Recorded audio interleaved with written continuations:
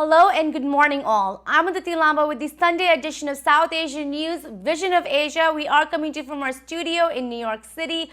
Welcome to the show where we bring you top picks of the week. Looking at this week, we saw several coronavirus updates and measures in the United States and India. In the US, we are seeing more than 50% of the adult population fully vaccinated, with more than 360 million vaccine doses distributed across the nation. Nearly 133 million are fully vaccinated.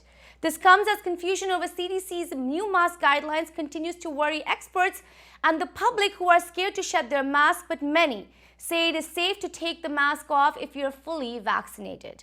Meanwhile, in India, devastation continues with now the coronavirus spreading across rural India, complicating an overly exhausted healthcare system. Hospitals still continue to be at capacity.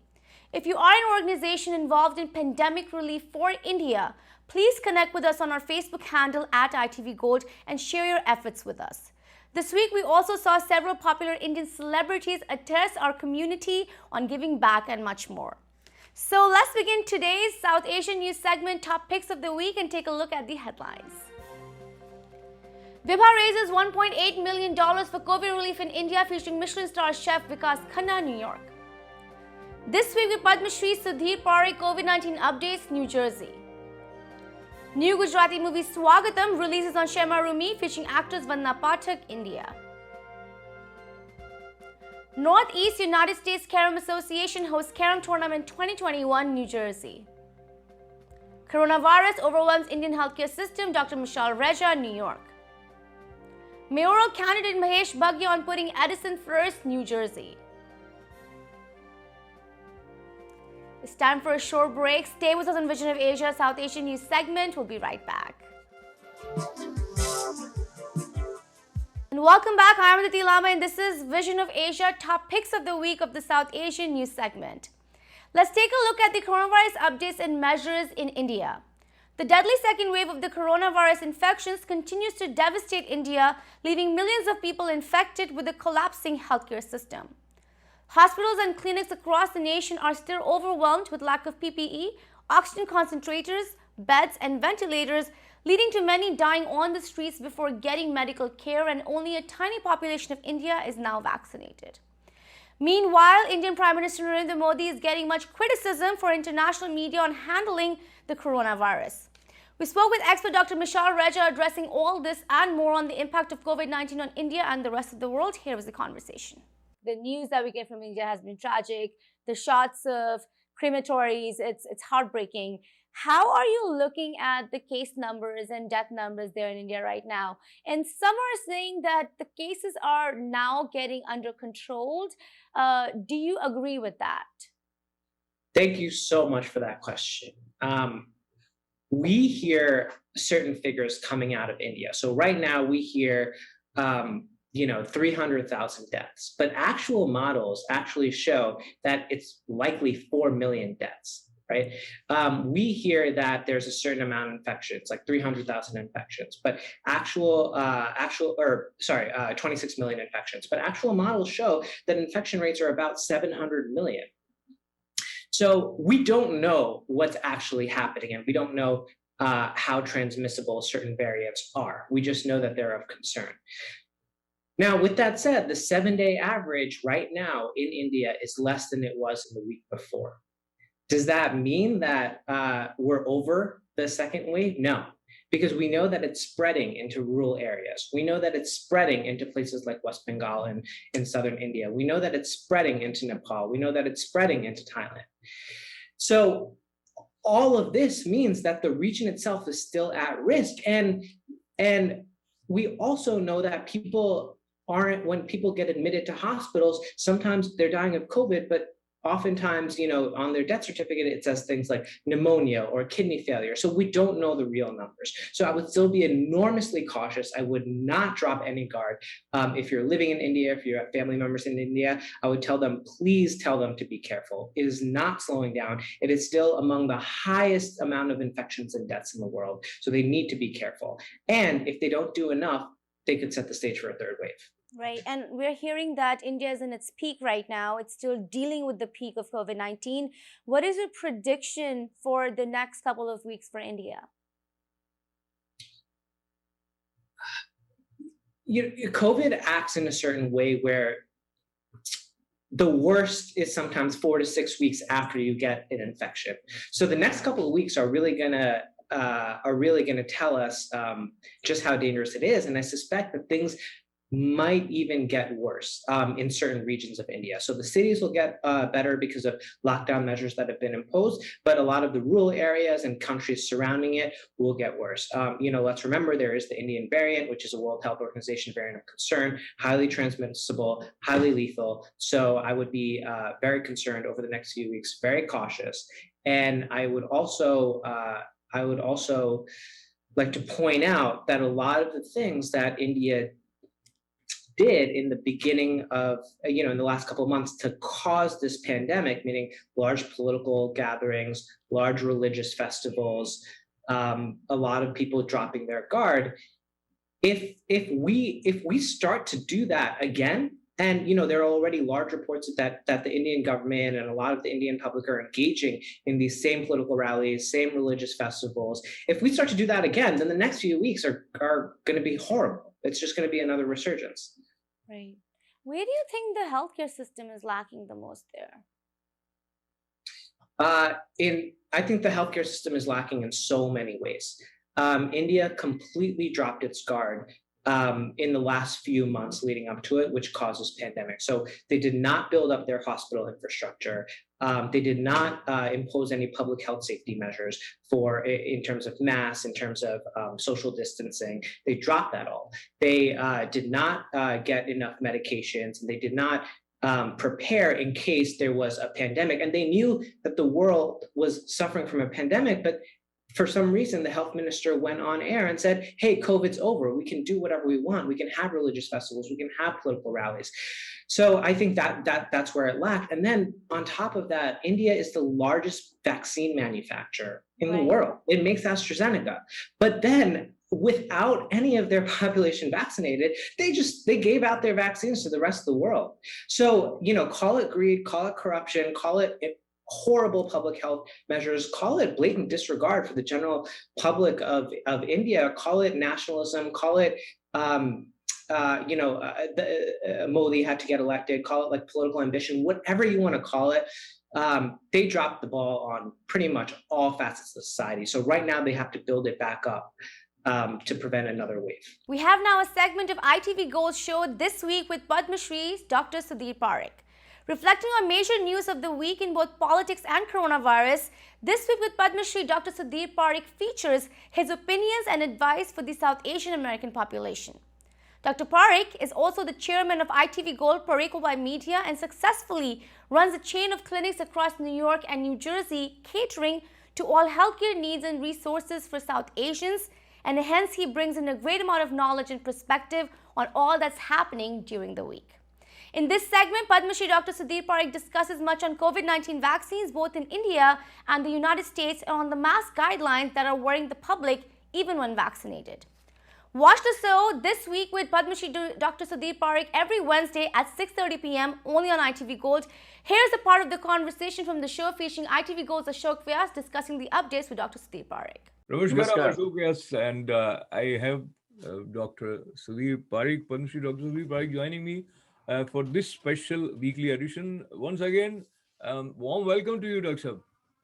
Thank you very much. Yeah, and as ITV Gold viewers are extended family, so on behalf of our viewers also, and I want to congratulate as well as extend good wishes. A very important event in your family has taken place, and you also want to share something about how it makes you feel when on your son's marriage you receive good wishes from none other than Prime Minister and Home Minister of India. Yes, I mean, I feel really very proud and privileged and honored by receiving the special messages, personal messages from the Prime Minister of India, Shri Narendra Bhai Modi, as well as Home Minister of India, Shri Amit Bhai Shah. And really, it touched me uh, the way they remember and send me these messages for my son and his wife, now his wife, Dr. Ravi and Dr. Priyanka. So I think it was really a big moment for in my life and for me. And Doctor, I'll take the liberty of making it slightly personalized interaction today. When I say personalized, your life is also inspiring for many immigrants as well as those who are listening to you in India. Uh, so we'll briefly touch the trajectory based on the group of people which were present for the wedding reception. And I see that you have many dimensions to your personality and you have different groups whom you have embraced.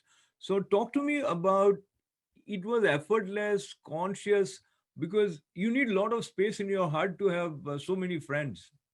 No, I think it's effortless because I'm the kind of person, I'm a people's person.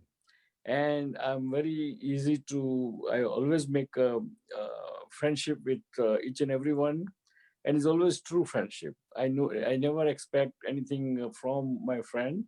I always willing to help and give if they need any help.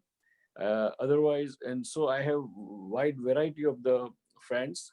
I have friends, Consul General of India, Deputy Consul General of India. They all came personally.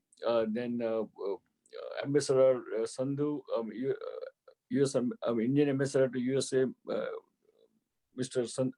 Sandhu, as well as uh, all the my doctor's friend, those who are in the practice with me and younger one for last several years. Also the businessmen, community leaders, as well as even some Jewish friend who came and attended this. Those who owns the nursing homes in the tri-state area, they came and attended this celebration.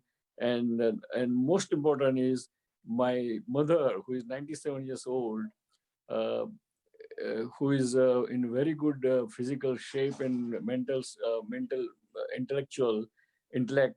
She was there, and that was a height of in me personally, that 97 years old mother attended this celebration of my son's wedding. Absolutely, that's incredible. And while you are in India or America, raising kids who would be in tune to the cultural roots as well as would excel professionally is a matter of joy, pride, as well as it is challenging. And your son is a Fulbright scholar. I came to know that day only. So, talk to me about the special attention that as parent you think parents should have towards the kids. So if I break it to two parts, one, is it parenting that plays important role or the inbuilt talent and willingness of the son or daughter or the kids to to excel? I think both factors play part, but mainly the parenting, because always son or daughter, they learn what they see. So if you are parents and set certain example, then they will learn accordingly. For example, I mean, my son, I mean, of course, he's a very successful retina specialist, eye surgeon, and he's graduated from the Yale and Harvard and Mass General, which is the best of best institute in America and the world, even not America. And he's practicing in a very elitist neighborhood in the New York City, which is called Upper East Side on Park Avenue. So all those things he has achieved himself, and not only that, but he had a merit scholarship both in the college and in medical school. It means that merit scholarship means it did not cost me a single penny, and he got it by for his own achievement, own credible studying and all those things. And so it's really proud moment. And not only that, but since he was in college, he was his passion was to help the poorest of poor in the world, and he did a lot of public health service when he was in the college and medical school. He spent 3 months in the rural India called in the Maharashtra, in the central Maharashtra, where they have a very world-renowned primary healthcare center, and he spent there 3 months to helping the rural individuals in public health when he was in the college. Then, when he was in college, he went to Nigeria for 2 months and helped the people there and did a study on the malaria and why the Nigerian gets more prevalence of malaria and what is the cause for that. And he studied on that and he wrote a paper on that. And those papers and a lot of research he does, it's published in a prestigious journal called Ophthalmology, as well as it was acclaimed. I mean, it was received and recognized by a media called Huffington Post in USA, and that shows that he has a passion for helping the people. And I'm sure that he learned for watching me for last 40, 50 years what I'm doing, philanthropic work here and there, and helping the community in Mother India. Then also, he's now honorary faculty of the Orbis International. That's the NGO, which goes to the poor developing countries and does the certain specialized surgery, eye surgery on 747 jumbo jet. There, so it means there's no need for that country to have a specialized operating theater, specialized equipment. Everything is there in their plane, and he's in that. He's a faculty on that Orbis International. So I'm very proud of him that not only he has achieved retina specialization from the Harvard and Yale, but also he has done a lot of passion. I mean, philanthropic work right from the beginning at the college and medical school years. Absolutely. In his 20s, you know. As we move towards the concluding part of our conversation, and besides India and America, as you have traveled the world, historically speaking, which place you found have a lot of stories which attracted you? I think Egypt has a lot of stories. Egypt, I found it very fascinating that 5,000 years ago, they built the pyramid and they built the temple of the Ramses temple and a lot of other things. And they are in a good shape right now. I mean, they reconstructed them very well, as if as built only a few years ago. And it tells us the ability of the mankind, how a human being was able to do this kind of structures and architect in those days, 3,500 years ago or 4,000 years ago. And I think that history is unbelievable. And same thing, the great history is in India. There are places in India where if you go to Harappa or Mohenjo-daro or even place in the near the Bangalore, those places, those temples and all, those are hundreds of years old, and their artwork is unbelievable. And look at the Taj Mahal, which is 700 years old now, and look at it still looks like as if it was built yesterday, and that shows art. So India, Egypt, I think I'm very impressed with their artwork, artistic value, and so forth. There is a potential interaction from one country to another. So overall, your impression on COVID now? No, I think in America the vaccination has done. I mean, government has done very great job, good job, and the vaccination is almost 60% or 65% of the people has been vaccinated or will be vaccinated by end of middle of June. And because of that, I think the CDC has opened up, recommendation that if you are vaccinated, then probably it is safe because to move in the public or open space without mask, except a few exceptions. Certain public spaces like airlines or stores, uh, it is always wise to wear the mask because you never know who are still not vaccinated. But even if you don't wear mask, chances of you catching the COVID from the unvaccinated person is very, very, very small. And therefore, I think it's time to open up the things and try to go back to the normalcy. Wonderful. And your parting words for our viewers uh, from today's show? Well, again, because still we are in the pandemic, of course, it's a tail end of the pandemic, but try to get vaccination. Vaccines are safe, and that's only way to conquer this COVID pandemic.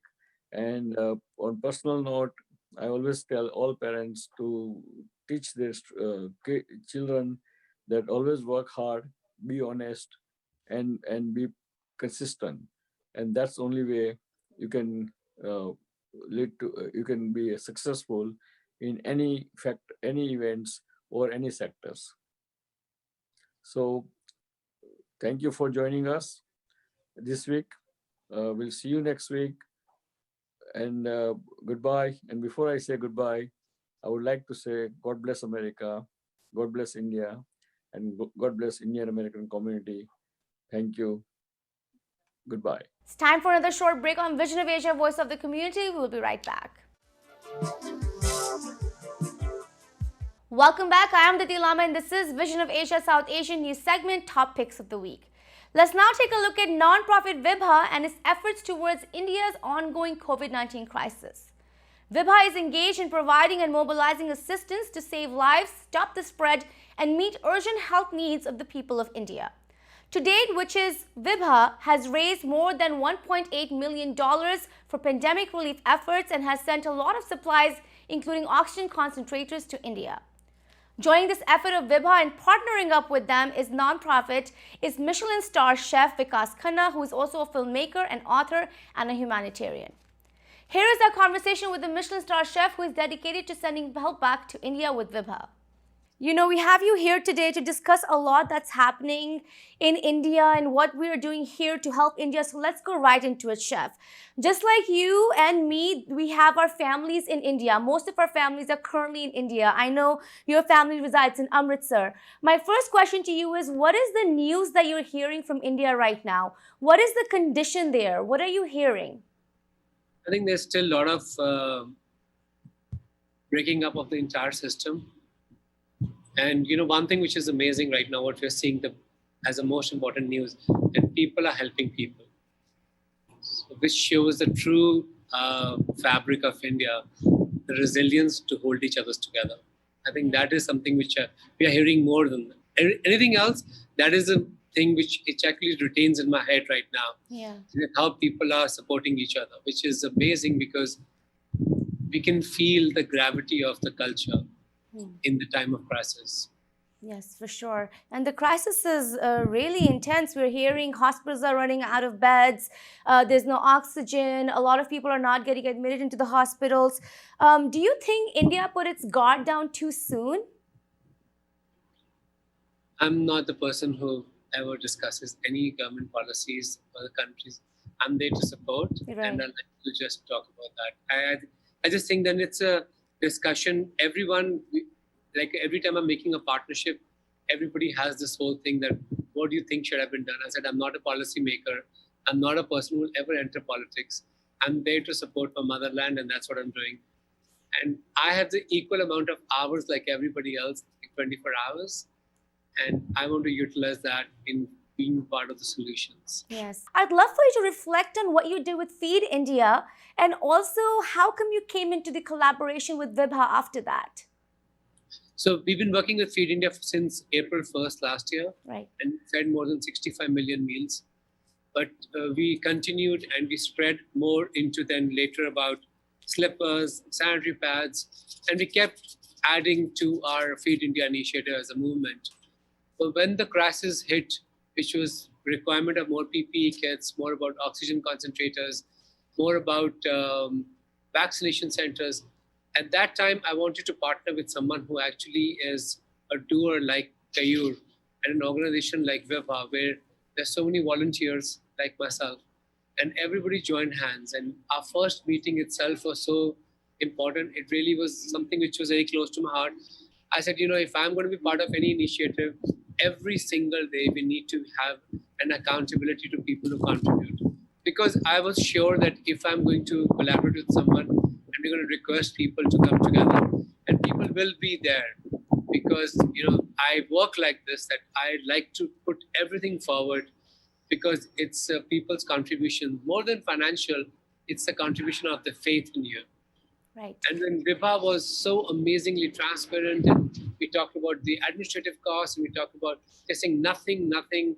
We just want to make sure that people get help. And I said, my mission would be that, we raise the funds, we work most diligently of procuring the oxygen concentrators and other help, and we need to get it to the people who need it. From Right. hospitals to nursing homes to elderly people's ashrams, and we were totally focused on that. And sometimes what happens is that the visions are so matched that you jump into a relationship.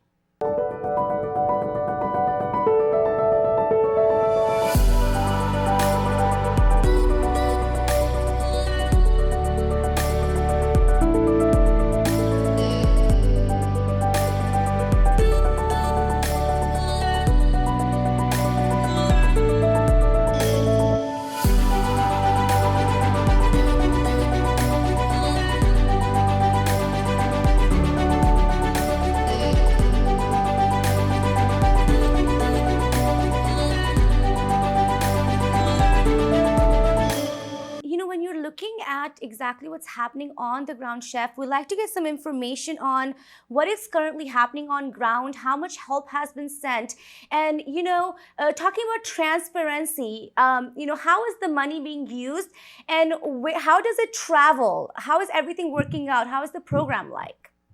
So what you see right now is we procure the oxygen concentrators or any kind of kits or anything. So right now, Kayur we were just discussing about, we have a major inventory in America. We need to find a way to send it to India. We will find our contacts and use all the resources we have. It lands in India. Everything gets documented. We take the help of Vibha volunteers and NDRF. That's India's National Disaster Response Force. These are a group of the most diligent and dedicated people, a government body which I've ever come across in my life. And they come and everything is documented to where what is landing. And which is, for me, this is the most important part. I see a lot of people, at the time of when you're emotionally very high about seeing pain in your motherland, our first reaction is let's contribute. But sometimes we see that the accountability of the foundation or the organizations, when I call them back, because I donate, and when I call them back and I said, what happened to that? Oh, that has been done, but can I get some proofs? What do you mean you don't trust us? And that is something which makes me feel very disheartened, because first of all, it's my very hard-earned money, and I want to see the accountability of that. Yeah. And even if you see now the video I just posted on Instagram, it's showing you the entire journey from point A to point Z, where it actually reaches out, and it's already. And on vibha.org, you can see every single day updates. Of Yeah. course, I do that at my social media too. But every single day, you're going to see that $800,000 have been dispersed right now in procuring stuff. And what is the latest update? We have now our exclusive conversation with legendary TV and film actress Vandana Pathak on her role in new Gujarati movie Swagatam, streaming on ShemarooME OTT platform. A Gujarati thriller rom-com, Swagatam features popular Gujarati actor Malhar Thakur along with Katha Patel, Chetan Dhanani, Jay Upadhyay, along with the actress Vandana Pathak. The movie is a twisted tale of a dysfunctional family that is dark and confusing yet very comical. Vandana Pathak presents various layers in her character of comedy and suspense and very humbly spoke to us about her character and her experience in Swagatam, which has been filmed during the pandemic. Here's our conversation with Vandana Pathak.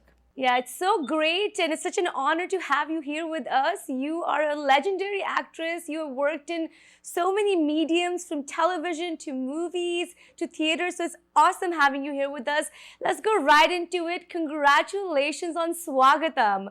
What an excellent movie. Your character is absolutely amazing. So my first question has to be, Vandana, how will you describe this character? And what was it about this movie during the narration of the movie that truly attracted you? Well, as you know, that for an actor, if the role is meaty, if there's something to do in the role, then the actor gets attracted to it. Same happened with me. As you have seen, have you seen the film? Yes, I have. I've seen the full film. Yes. Oh, okay. Then the film is a thriller. Yes. At the same time, it's comedy and romance. Yes. It's a rom-com. So when they narrated me the script, they told me about the character. What I liked about the character is she has lot many secrets hidden inside her. Another thing which attracted me towards this show was the lady is on wheelchair. Yes. She's a wheelchair bound. She has been on wheelchair since years. So, it has to be very smooth because wheelchair is, she doesn't have legs, but the legs of the wheelchair are her legs. So, it was very challenging. It is very difficult. Right. To talk, to act, to turn, to move, and do all the chores, everything with wheelchair, coming on a particular place, So that was very challenging. So I love the script. I love the script. Yes. It's So such that's why I said yes to this film. Yes, definitely. The movie has so many layers to it, Vandana, just like how you were saying, in your character itself, you have so many layers. You have a layer of mystery, there's a layer of comedy, there's a layer of sadness or, question of what happened in your past about it. Yeah. My question to you is, how did you sort of approach this character? To tell you frankly, I joined this gang, the cast and the crew, on the day of shoot. Somebody else was supposed to do this character, but something went wrong. She was not well.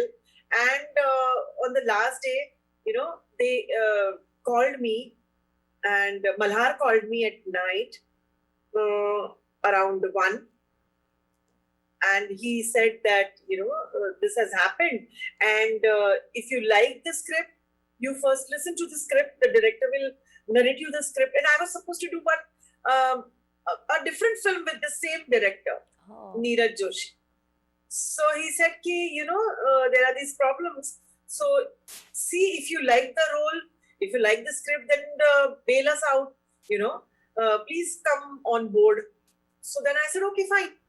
So he narrated me the script at 1:30 in the night. I love the script.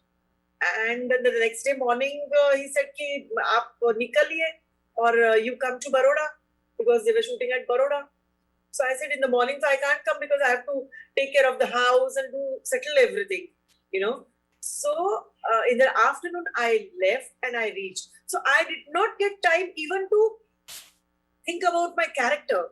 Oh, wow. Because other people were rehearsing. They had this workshop since last 10 days. And I immediately, I reached on the 11th at around 9:30 in the night. And on 12th, I started shooting. So I did not get time to think about the character, think about the role. So whatever was narrated to me, I just thought about it and I just went with the flow. Do you go about approaching the characters different with every movie? Was this movie particularly very different to approach because you were playing a character that you normally haven't played comedy like this, or a thriller movie like this, in which everything you're saying in the movie sounds so normal, but then the audience is wondering what's going on here. How different was this movie's journey for you? As I said, it was very different because I have never played such character before, and thriller at the same time. There's a tinge of comedy also, and suspense and everything all in one. So, but what happens is when you have the whole gang with you, the whole team with you, because it's not one particular person's, thing. It's always act of team. The whole team has to be together. मैं अपना करके जाऊं and I perform. It's not going to help. ऐसा नहीं होता. So the whole team was very, very cooperative. Because they were together and they had rehearsed and they had worked on their particular character. For the last 10 days they were together and working on individual character. But for me it was like, ऐसे ही कि they gave me the script and chalo, start doing it. Wow. But they gave me time, in the morning the shoot was supposed to start around 9, but they started around 2 because they wanted to give me time with a wheelchair, with my character. So, and the look also. So, when the whole team is there with you, then it becomes quite easy. Welcome back. You are watching Vision of Asia Topics of the Week, bringing to you major happenings on coronavirus, politics, culture, and more. Let's now take a look at the Northeast United States Carrom Association in New Jersey. The association aims to introduce, integrate, and nurture the popular South Asian game. On that, recently, the association brought together a Carrom tournament at the Mantra restaurant in New Jersey, hosting an in-person event after more than a year of the pandemic. With many excited players, the event was successful in bringing together Carrom lovers, and the singles championship was won by Ranjit Sapre. ITV Gold spoke to him and the key organizer of the Carrom tournament. Here is the story. Hey. Yes, you did it. Yes, you did. Woo! Yeah. Awesome. Thank you. I'd like to thank my dad,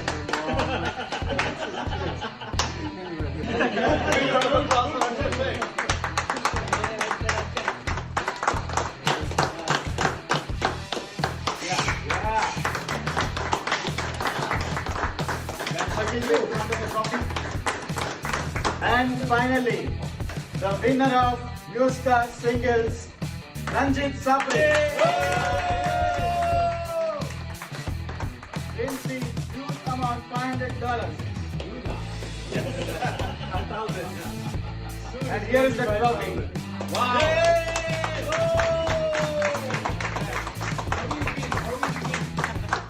Very happy to be part of the Newscar's Open Carrom tournament. Thanks a lot to Newscar for arranging this. Thanks a lot to ITV Gold for doing the media coverage of this event.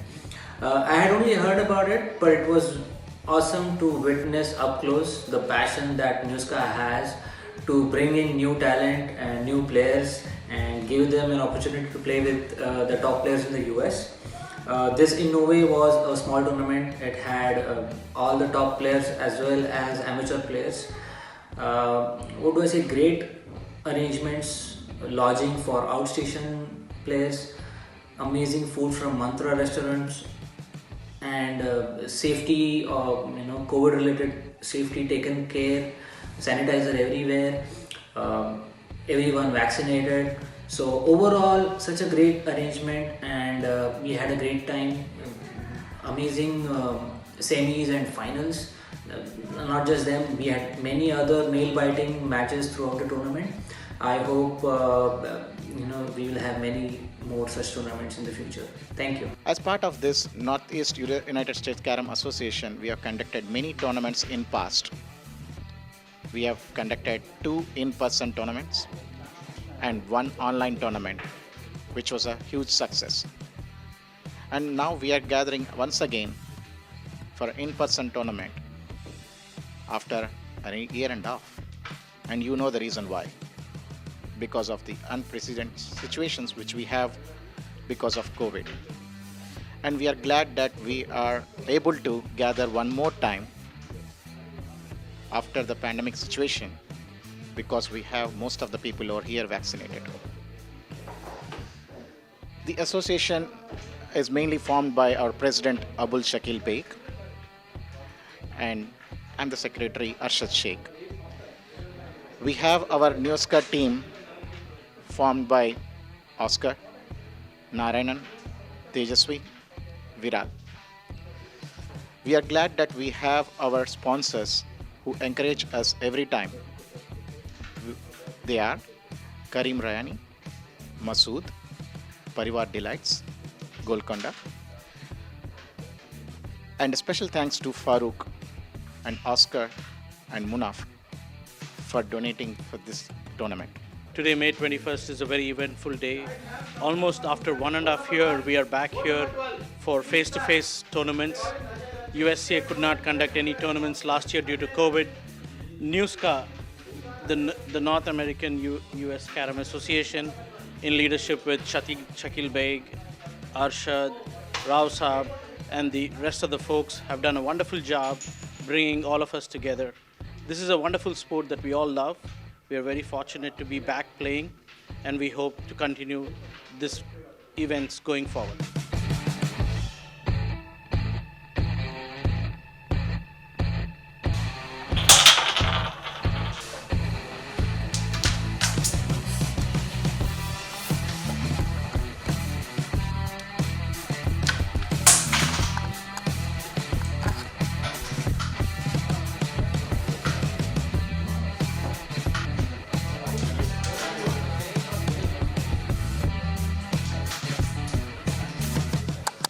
Hey everybody!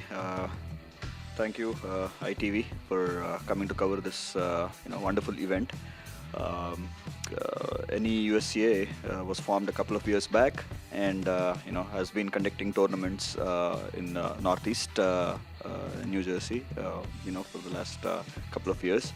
Last year, due to the pandemic, we couldn't host anything, but this year, after these things have settled down, and after all the people have gotten vaccinated here, Shakil Bhai and Arshad have taken the onus on organizing this wonderful event. It's like about 30 odd people showed up, and that's a good start. And a lot of focus will be on this wonderful game of Carrom, and I'm thoroughly enjoying the event so far. There's beautiful boards, beautiful setup, and wonderful and tasty food. Thank you very much for the USCA organizing committee and all the players who have participated for this arrangement. Hopefully we can conduct more tournaments now that the pandemic situation is settling down. So thanks again ITV for covering this. We need all the patronizing that we can get for this game, so that we can get more people involved with the game and the Carrom community. Thank you very much.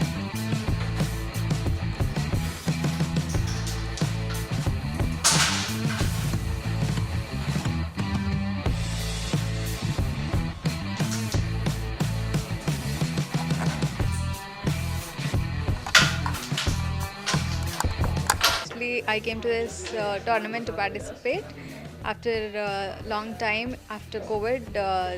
This tournament has been conducted, and it's really good. And since it was only a one-day event, singles and doubles took place on the same day, and it's very exciting to play whole day. As the president of USCA and vice president of ICF International Carrom Federation, I am all excited to have first in-person tournament of this year, 2021.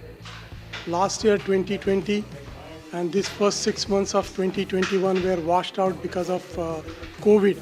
All this while, we were taking all the measures and we were doing online tournaments to keep Carrom alive.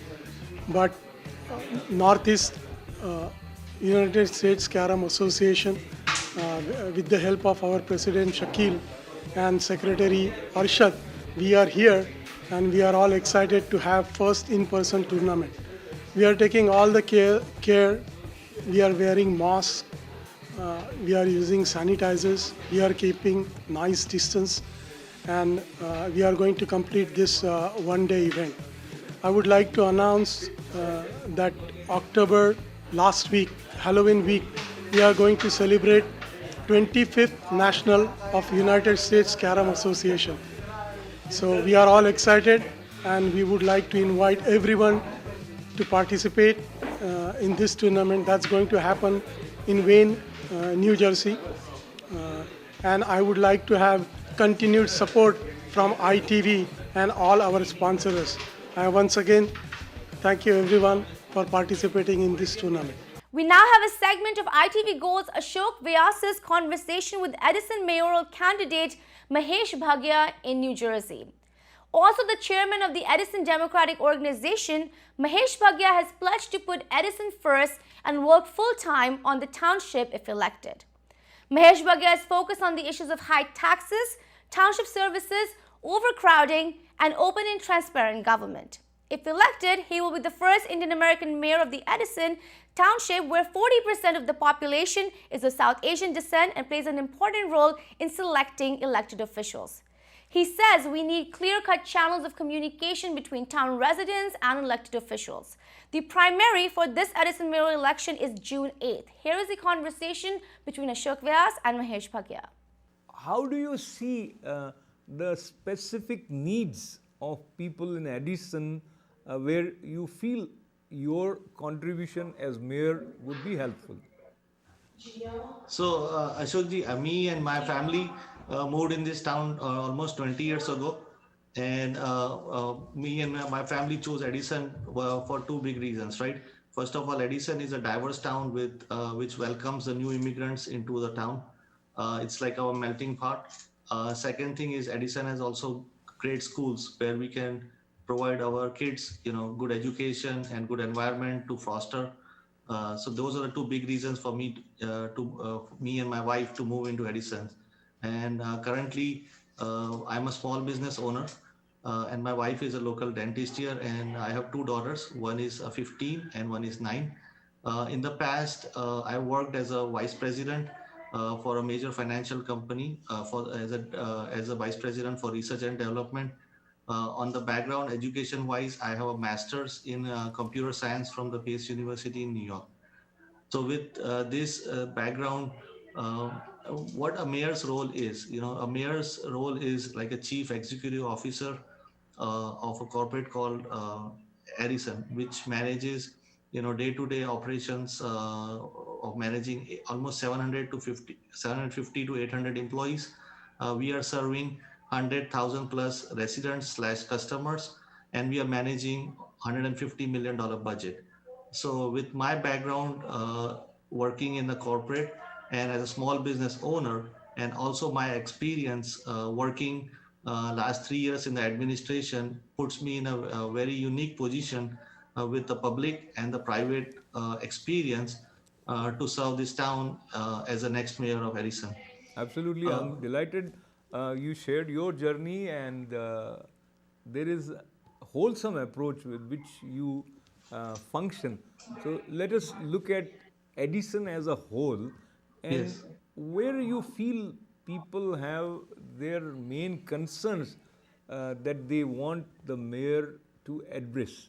And if there is something where you as a citizen living there in Edison, you want the political leadership to pay specific attention, what are those areas in Edison?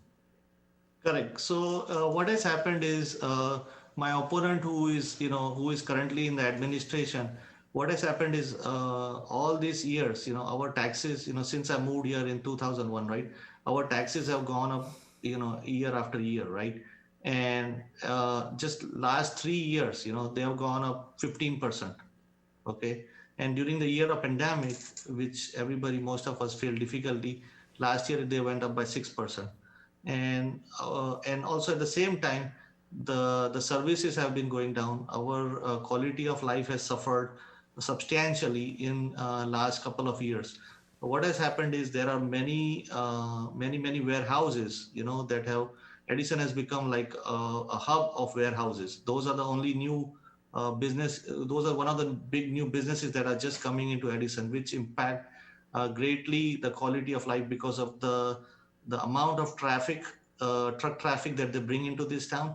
At the same time, 95% of the Edison residents don't find employment in the warehouses. So those are the big areas, that I find, have that need big improvement. One is, working on financial stability / property taxes of this town. And second thing is the quality of life issues in this town. So just to understand a little bit more about the policy framework which determines whether there'll be businesses of this nature or that nature, and if it is tied to economic needs and collection or increase in the revenue through taxes, then yes, then maybe wholesale business owners are also contributing.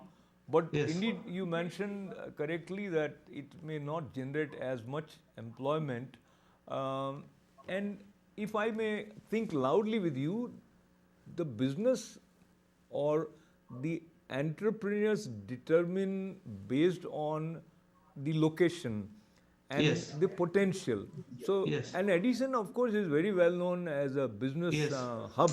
So, talk to me about the main key areas where you feel there is a lot of potential for growth in business in Edison. Correct. So Edison is very uniquely located in New Jersey, and Edison demographically also has a great residents with great educational background, great professional background. So what we need to do is we need to bring economic development office into the mayor's office that will work hand to hand with the administration. The economic development office job will be to match the type of industries that will help bring in additional revenue. At the same time, they will also bring in additional jobs for the local residents, right? And what I feel is Edison has a lot of talent, in IT, information technology background, into the professional degree backgrounds. So what we need to do is, we, like I said, in the economic development office will again match it. But I feel like, we are very well suited to bring in a lot of, information technology companies into this town. We could actually become a Silicon Valley of Northeast.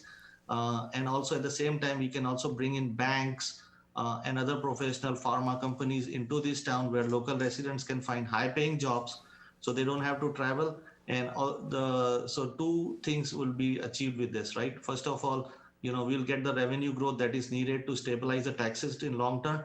And second thing is the local residents will also find jobs in these industries. So it helps on two fronts. Well, this wraps up our show with top picks of the week. Please send us your suggestions and get your voices and organizations on our show. Email us on events@itvgold.com or follow us on Facebook @itvgold. You can also subscribe to our YouTube channel for free access to many of our popular shows. Thank you for joining us tonight from Queens, New York. This is Vision of Asia. I'm Aditi Lamba. Take care and be well and have a great rest of your day.